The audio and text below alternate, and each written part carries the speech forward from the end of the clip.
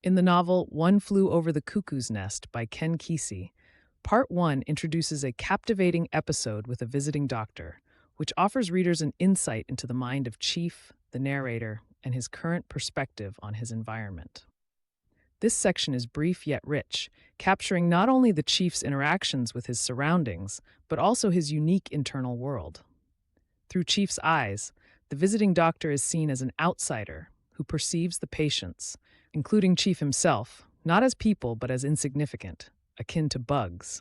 This sets the tone for Chief's view of the institution as a place where the patients are dehumanized and observed as curiosities rather than individuals with complex needs. The imagery employed as Chief imagines the possibility of escaping through a picturesque scene of a fly fisherman reveals much about his state of mind. In this fantasy, Chief explores the idea of freedom and peace, drastically contrasting with the cold clinical world of the hospital. This illustration captures his desire to remove himself from a place where he feels trapped and powerless. However, by using a photograph as a vehicle for escape, Kesey highlights the illusory nature of Chief's freedom. The photograph is a symbol of the unreachable. It represents hope, but also its limitations, serving as a reminder of the boundary between his aspirations and reality. Chief's reflections on his experiences in prior facilities reveal more about his character development and his coping mechanisms. He recalls a past institution that was grimmer than his current surroundings, indicating a reluctant acceptance of his situation under Nurse Ratched's care. Chief's reasoning that his current condition is preferable to past experiences speaks to a survival instinct where realist pragmatism trumps hope. Despite his recognition of the grim realities around him, Chief finds solace in the fact that things could be worse, a thought that provides him with a modicum of comfort. In observing the visiting doctor's shivering, Chief displays an unusually perceptive understanding of others' physical responses, even if they contradict the doctor's professional facade of authority and distance.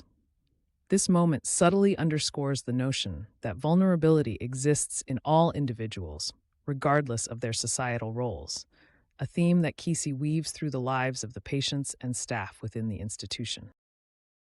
The overarching theme in this segment is one of entrapment versus freedom. Chief's imagining an escape reflects a universal longing for autonomy, a central concern throughout the novel. It is important to note how Chief copes with his plight by measuring his circumstances against prior, worse experiences. This acceptance and rationalization of his environment might serve as a protection mechanism against complete despair. Yet, it also delays his acknowledgement of the possibility for genuine recovery or rebellion against the oppressive system.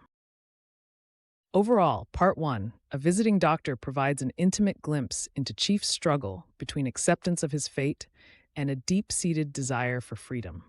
Ken Kesey's use of vivid imagery and insightful observations enriches this portrayal, making it relatable to anyone who has ever felt confined or misunderstood, and lays the foundation for further developments in the novel's exploration of individuality, conformity, and the quest for liberation.